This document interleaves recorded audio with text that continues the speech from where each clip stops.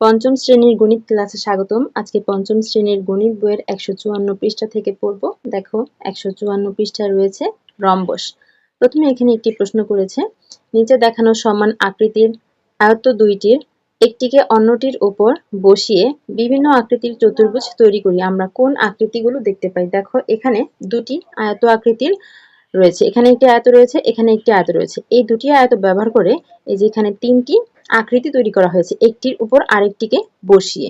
এই যে এখানে একটি চতুর্ভুজ তৈরি হয়েছে, এখানে ভিতরে এই যে একটি চতুর্ভুজ তৈরি হয়েছে, এখানে এই যে একটি চতুর্ভুজ তৈরি হয়েছে। বলেছে আমরা কোন আকৃতিগুলো পাই, এই আকৃতিগুলোর নাম আসলে কি? দেখো এই যে প্রথম আকৃতিটা, এই আকৃতিটার এই বাহুটা, এই বাহুটা, এই বাহুটা, এই বাহুটা, চারটা বাহুই সমান, কিন্তু কোণগুলো কিন্তু সমকোণ নয়। আবার এই যে বিপরীত বাহু, এই বাহু, এই কোণটা আবার এই কোণটা, এই বিপরীত কোণগুলো সমান, এই কোণটা আর এই কোণটা সমান, আবার এই কোণটা আর এই কোণটা সমান, বিপরীত কোণগুলো সমান। তো এই একটা আমরা আকৃতি পেলাম, এই আকৃতিটার নাম হচ্ছে রম্বস। আবার এই যে এই আকৃতিটার বৈশিষ্ট্য কিন্তু একই রকম, এই বাহুটা, এই বাহুটা, এই বাহুটা, এই বাহুটা, এই চারটা বাহুই সমান, এই কোণটা আর এই কোণটা সমান, আবার এই কোণটা এই কোণটা সমান, অর্থাৎ বিপরীত কোণগুলো সমান। ঠিক আছে? আর এই যে আকৃতিটা পেয়েছি এর চারটা বাহুই সমান, এই বাহুটা, এই বাহুটা, এই বাহুটা, এই বাহুটা, এই চারটা বাহুই সমান। আবার কোণগুলোর বৈশিষ্ট্য কি? কোণগুলো কিন্তু প্রত্যেকটা কোণ সমকোণ, অর্থাৎ প্রত্যেকটা কোণের মান হচ্ছে 90 ডিগ্রি। তাহলে চারটা বাহুই সমান এবং প্রত্যেকটা কোণ যদি সমকোণ হয় তাহলে এটা হচ্ছে বর্গ। তার মানে এটা হচ্ছে বর্গ, আর এটা হচ্ছে রম্বস, এটাও একটি রম্বস। তার মানে দেখো এই বর্গটাকে যখন একটু বাঁকা করা হয়েছে তখন এটা রম্বস হয়ে গেছে। তার মানে সহজভাবে আমরা বলতে পারি যদি একটি বর্গকে আমরা বাঁকিয়ে আঁকি তাহলে আমরা একটি রম্বস পাবো। আমরা একটু পরে আঁকলে তোমরা সেটা বুঝতে পারবে। তারপর দেখো এখানে বলেছে বাহুগুলোর দৈর্ঘ্য পরিমাপ করি।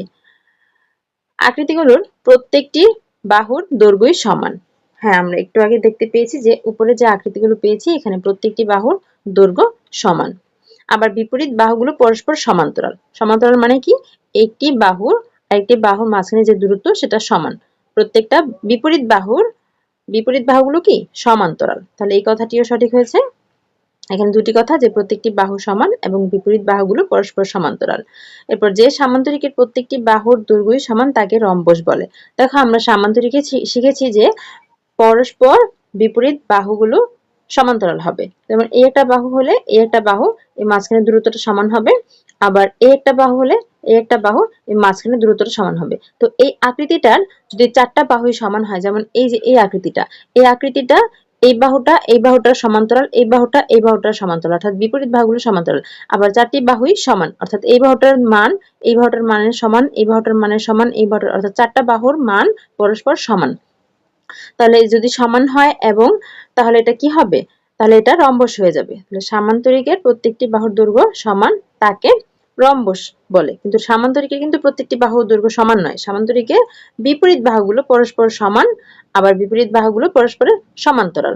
আর রম্বসের ক্ষেত্রে বিপরীত বাহুগুলো পরস্পর সমান্তরাল হবে এবং প্রত্যেকটি বাহু সমান হবে, তখন সেটা রম্বস হবে। আবার বলেছে যে বর্গ এক ধরনের রম্বস। এই যে বর্গ এক ধরনের রম্বস কেন? কারণ বর্গেরও কিন্তু চারটি বাহুই সমান।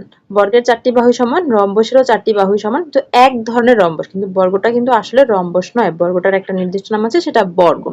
যখন বর্গটার কোণগুলো বর্গটার তো কোণগুলো সমকোণ, যখন কোণগুলো সমকোণ থাকবে না, বেশি থাকবে বা কম থাকবে, অর্থাৎ একটু বাঁকিয়ে আঁকা হবে, যেমন এই চিত্রটা একটু বাঁকিয়ে আঁকা হয়েছে, তখন এটা কিন্তু আর 90 ডিগ্রি নাই, বেশি হয়ে গেছে, এটা 90 ডিগ্রির চেয়ে কমে গেছে, তখন এটা হয়ে যাবে একটা রম্বস। তাহলে আমরা কি শিখলাম এখানে? আমরা এখান থেকে দুটি লাইন খুব সুন্দরভাবে মার্ক করে নিব। এই যে এই লাইনটা, যে সামান্তরিকের প্রত্যেকটি বাহুর দৈর্ঘ্য সমান তাকে রম্বস বলে। অর্থাৎ রম্বস একটা সামান্তরিক যার প্রত্যেকটি বাহুর দৈর্ঘ্য সমান। আবার বর্গ এক ধরনের রম্বস, কারণ বর্গেরও চারটি বাহু সমান, রম্বসেরও চারটি বাহু সমান। তারপর এখানে দেখো আমরা জেনেছি সকল সামান্তরিকই ট্রাপিজিয়াম, তাই রম্বসও ট্রাপিজিয়াম। এখানে কি বলেছে একটু ভালো করে বুঝো। এখানে বলেছে সকল সামান্তরিকই ট্রাপিজিয়াম, সকল সামান্তরিকই ট্রাপিজিয়াম, কারণ সামান্তরিকের হচ্ছে দুই জোড়া বাহু সমান্তরাল, আর ট্রাপিজিয়ামের হচ্ছে এক জোড়া বাহু সমান্তরাল। সো 2 জোড়া বাহু সমান্তরাল হলে সেখানে তো 1 জোড়া বাহু অবশ্যই সমান্তরাল, তাহলে সেটা তো অবশ্যই একটা ট্রাপিজিয়াম হবে। তাই রম্বসও ট্রাপিজিয়াম। রম্বসটা কই? এই যে দেখো, এই রম্বসেরও কিন্তু 2 জোড়া বাহু সমান্তরাল। এই বাহুটা আর এই বাহুটা সমান্তরাল, আবার এই বাহুটা সমান্তরাল। যেহেতু 2 জোড়া বাহু সমান্তরাল, তাহলে এখানে তো 1 জোড়া বাহু সমান্তরাল আছেই, তাই রম্বসও একটা ট্রাপিজিয়াম। এই লাইনটা একটু মনে রাখতে হবে, এখান থেকে আমাদের প্রশ্ন আসতে পারে। তো এখন আমরা দেখব কিভাবে রম্বস তোমাদের খাতায় আঁকবে এবং রম্বস থেকে কিভাবে প্রশ্ন আসে।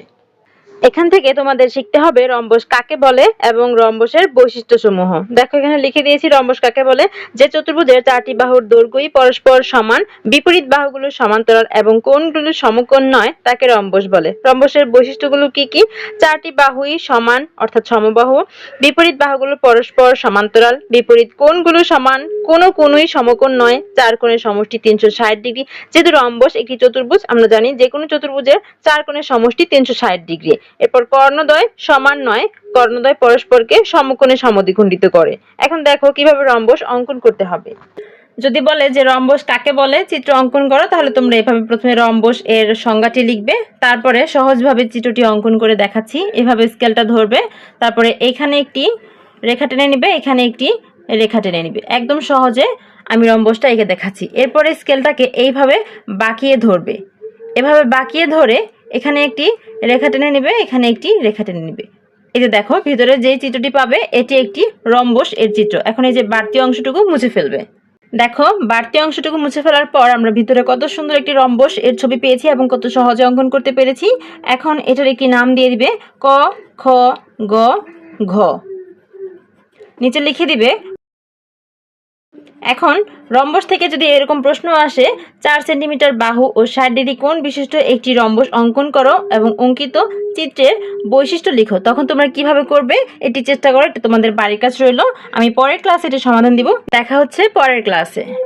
আপনি যেই ক্লাসের ভিডিও দেখছেন সেই ক্লাসের সকল ভিডিও পেতে হলে যে ভিডিওটি দেখছেন তার টাইটেলে একটু ক্লিক করেন, এরপর এখানে ডেসক্রিপশন পেয়ে যাবেন। ডেসক্রিপশনে একটু নিচে দিকে গেলে এখানে একটা লিংক পেয়ে যাবেন। এই লিংকে ক্লিক করলে সেই ক্লাসের সকল ভিডিও সাজানো পেয়ে যাবেন। এখান থেকে আপনার যেই পৃষ্ঠার যে অঙ্কটি প্রয়োজন সেটি দেখে নিতে পারবেন। আমাদের অনলাইন ক্লাসে ভর্তি চলছে। বিস্তারিত জানতে আজই যোগাযোগ করতে পারেন স্ক্রিনে দেওয়া কন্ট্যাক্টে। আমাদের হোয়াটসঅ্যাপ নাম্বারে মেসেজ করতে পারেন অথবা ইমেইল করতে পারেন অথবা ফেসবুক পেজে মেসেজ করতে পারেন। আমাদের ফেসবুক পেজ প্রশ্ন পড়ার ঘর অনলাইন স্কুল অ্যান্ড কোচিং, অথবা আমাদের ইউটিউব চ্যানেলের সাথেই থাকতে পারেন। আমাদের YouTube channel Shiuli's classroom. Online ক্লাসে ঈদ উপলক্ষে চলছে বিশেষ ধামাকা অফার। দিনে মাত্র 10 টাকা খরচে পেয়ে যাবেন অনলাইন ক্লাসের সুবিধা। এছাড়াও রয়েছে অনেক অনেক ফ্রি ক্লাস। তাই এই অফার মিস করতে না চাইলে আমাদের সাথেই থাকুন। আর অনলাইন ক্লাসে ভর্তি হতে এখনই যোগাযোগ করুন আমাদের কন্ট্যাক্টে। এতক্ষণ সাথে থাকার জন্য সবাইকে ধন্যবাদ।